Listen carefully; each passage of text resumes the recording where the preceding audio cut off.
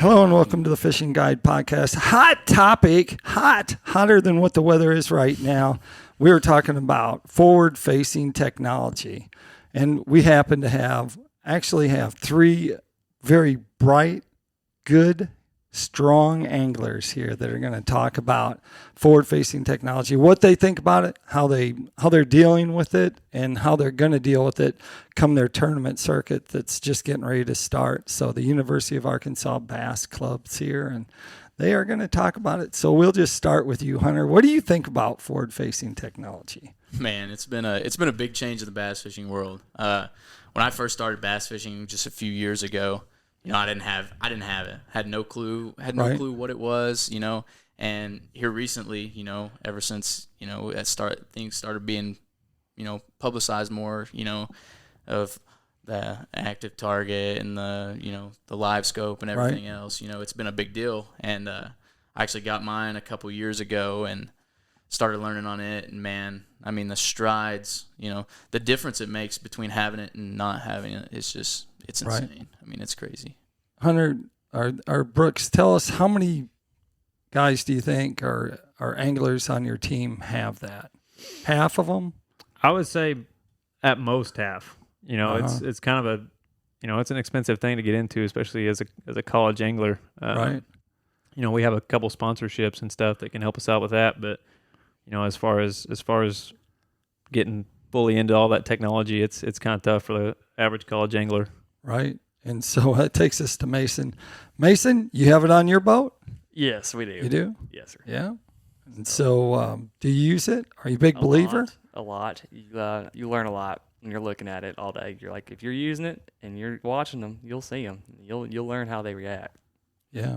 So, Hunter, you have the most experience, right? Yeah, of the guys. Yeah, I've learned quite a bit. I've got a couple buddies in Huntsville. Yeah, you probably know Travis Harriman. Yeah, Travis. He's a big influence in the forward-facing sonar deal. So I've learned a lot from him and some other guys, on that and how to use it. And I've gotten pretty good, I'd say, at it in the last, probably 8 months. Really, this last winter, I really got honed in on it and how to get, stingy fish to bite. Right. And even here in the summertime, I mean, I've been using it for the last, I think I've won all my tournament money on this year. So, you think it's do or die? At certain times, I think you can do without it. Right. I'd say 95% of the time anymore, it's gonna take forward-facing sonar to do pretty well in some of these tournaments. Like I said, me and Brooks, we fished the Booker County deal, and I'm actually with my uncle this year fishing that. And I think the first 4 tournaments of the year, so that started in February and about till April or May, all those tournaments were won on forward-facing sonar. We won one of them and placed second in 3 other tournaments in those first 4, and they were all using forward-facing sonar. So we know, is it do or die though, Mason? Seriously, you're a shallow water guy. If you fall out of the boat and your knees get wet, you're too deep, right? Yeah. No, that's it is and it isn't do or die. I mean, I won a tournament at Millwood last year, and we pulled down and picked the trolling motor up and didn't move. Got 20 pounds. So it's stuff like that. Like when you, like, I've grown up throwing shallow. I've been a shallow guy, but when you can take it at these areas that are not as shallow as Millwood, swampy reservoir, you can learn more. You can sit back and like, okay, where are they? If you're you're catching them shallow, but how are you catching them shallow? That's the thing you're learning. So you don't think it's do or die? Up here, yes, it is. Yeah. Okay. if you're in these highland reservoirs, you're losing. How about down on the river there? Depends if there's flow. All right. Yeah. What happens in the summers, you run into a lot of no flow, and you can still catch them shallow, especially when you're getting later in the year. That bait gets up, you can go chase the bait, and you'll catch fish. Right. But when they'll back off them jetties, you can sit back and look for them, and it's learning that part that you didn't know about until the forward facing stuff came out. That you're like, oh, they're out here. It's like so. You think that's opening up the bank though? I mean, the guys are all out there pinging away, and depends on how stingy it is. How stingy it is. Yeah, no, they'll be in the grass. There's always fish up shallow. but it's just the numbers. How many are up shallow and how many are you going by? If you don't have very many fish up shallow and you're not catching all of them, and these guys are out here with more fish out deep and they can see them, and they know, hey, how is this fish biting? That's the difference that you run into. So. Brooks, have you used it to locate fish pre-fishing? We've used it a lot, locating fish, pre-fishing, getting on some brush piles here and there. We use it a lot at Dardanelle pre-fishing. Right. Even though it's kind of a shallower lake, we use it a lot. And give us an example down on the river there, how you're using it. We'll roll up to, maybe a little bit deeper pocket and look around for maybe some submerged brush or some submerged, standing timber and stuff like that. And we'll look for, because, down there, especially in the college tournament, there's a lot of people beating the bank. I mean, they will beat the bank up pre-fishing, day of the tournament, so you have to. So you see Mason, he's gone 5 miles down the bank, right? Yeah. Is that what the deal is? It's kind of like that, I mean, when you get 250 plus boats, and like we said before, not all of them have forward-facing sonar or any sort of technology for that matter. You get a lot of guys beating the bank, and especially down there, especially in October. Usually there's a couple tournaments in October, and I mean that place gets beat up. So you have to, expand what you can do and go looking where no one else is looking. All right. Hunter, should they ban forward-facing technology? I think as far as it's already came, I don't think they can. I don't know if they can or not. I don't think so. I mean, I think, like I said, for me, it's been revolutionary as far as my fishing experience. I've not as far as just numbers go, but quality of fish, being able to see the kind of quality of fish that you're fishing for.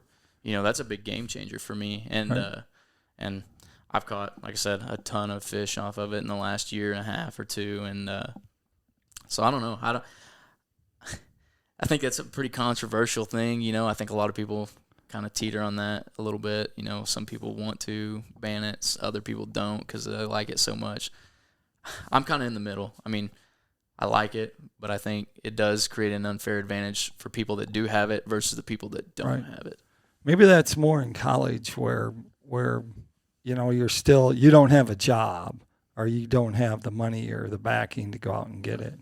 Brooks, what do you think? Forward facing? Thumbs up, thumbs down? Did you grow up playing video games? I did grow up playing video games. So do you think that's just something that, you're just changing, like here it is, and instead of that game, you're going on to that next game? I think it makes it easier to pick up and makes it easier to appreciate what it is. But, like I do have a little bit of, as young as I am, I have a little bit of old school blood in me. So I appreciate just going out and fishing and stuff like that. So I'm kind of thumbs in the middle there on forward-facing sonar and other technology for fishing. All right, Mason, frogger or not? Oh man, so or is that too far back? Oh no. All right. I like my frogs. No.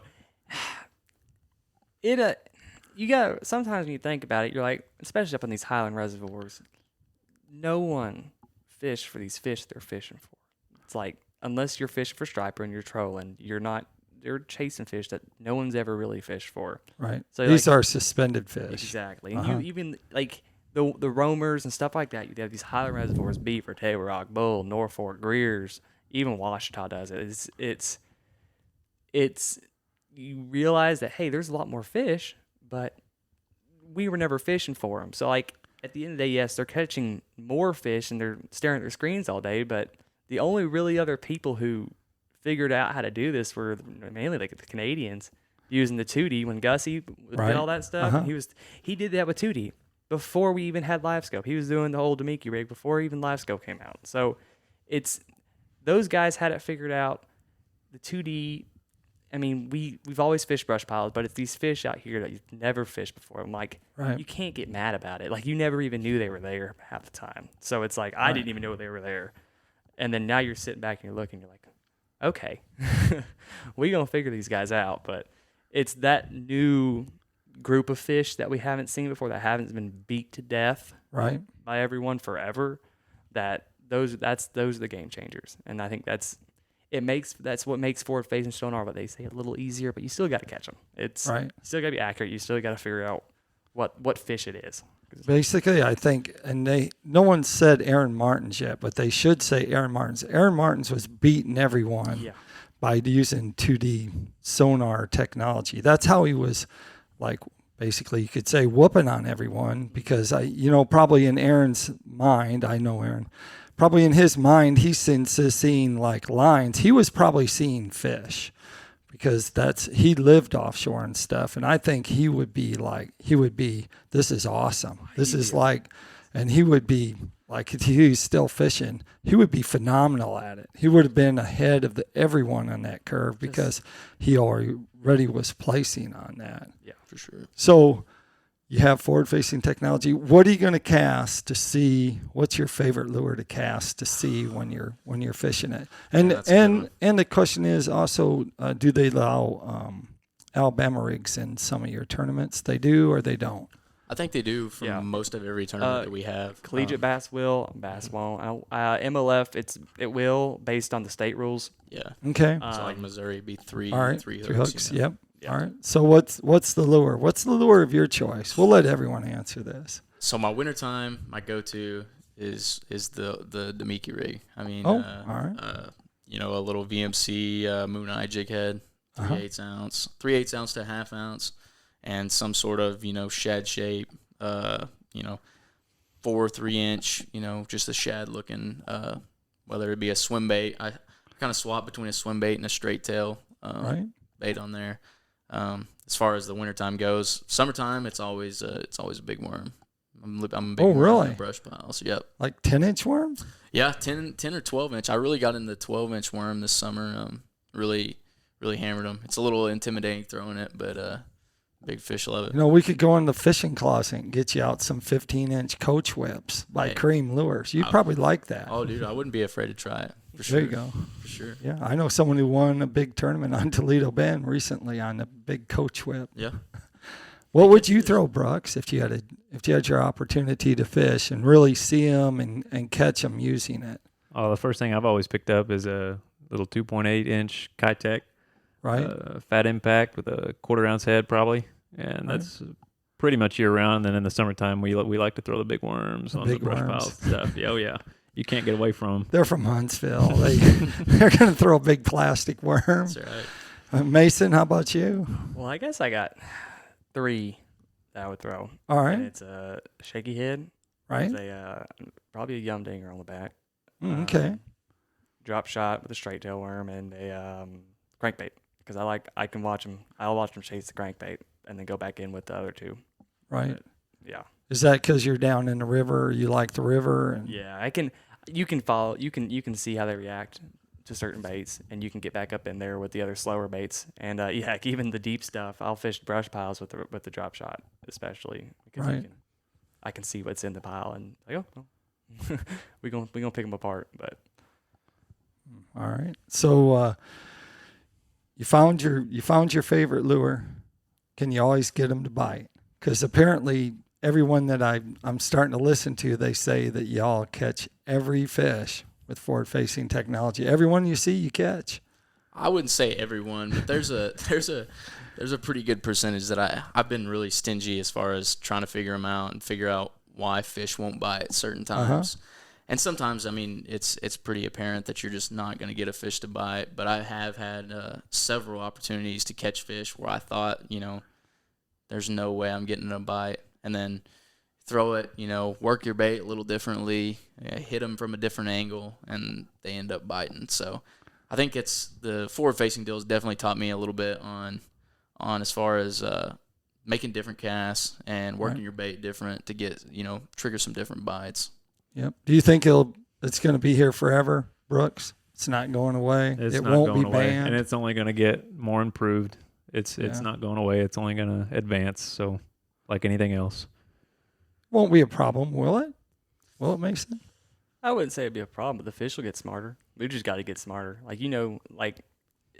Up here, we're so far from these fish because you can chase them down up here and you'll catch them. But, I mean, I've only done that a handful of times because I like this other stuff. shot stuff. But Right. you look up there, and I've seen it myself. They know what it is. The fish know, and they've realized that, hey, when I feel like this, I got to go because something's chasing me. But it's I mean, the only thing that will change is how the fish act, and then we got to learn again. Okay, now what do we need to do to catch them again? Right. But So, topo maps. Do you guys study topo maps or not? Sure, for sure. Topo maps are a big deal, especially in the wintertime. Finding them, Okay. finding the right areas to find the bait fish. Where you find the bait fish, you'll find the big fish in the wintertime. Yep. And then from there, you can use that forward-facing sonar, catch them up. There you go. So Catch them up. there you have it. College kids that have, I'll say kids because I'm old, some youth anglers that had electronics when they were growing up. And so, it's one of those topics. I don't think it'll go away very fast, but we'll see what happens. That take us to Tackle Time. Tackle Times is not sponsored by any electronics company. It's sponsored by PICO Lures that makes a complete line of hard and soft baits. Anything you need to go catch fish with, they make it. For everything from crappie baits. They have iScope jig heads that are made with an aspirin-shaped head so you can see the jig better. And that's what a lot of those Demiki rig guys are actually sneaking out and using those jigs because of how Mitch makes them with the reflective, the eye in it is metal, so it actually shows up a little better. But you can check that out online at picolures.com. Hey, if they want to become a sponsor of the Bass Club, the University of Arkansas Bass Club, how would they do that? Yeah, for sure. You can hit us up on our email. It's bassteam@uark.edu. Or you can hit us up on our socials. We have a Facebook and an Instagram. That's at Arkansas Fishing. So just hit us up, shoot us a DM, or shoot us an email. There you go. Hey, if they get enough money from every donation, then everyone could have forward-facing technology on their boat, right? It'd be a stretch, but Someone have to have some deep pockets to do that. Yeah, for sure. Pretty awesome deal. So, like I always like to end the show, make sure you keep your hook sharp and your lures in the water.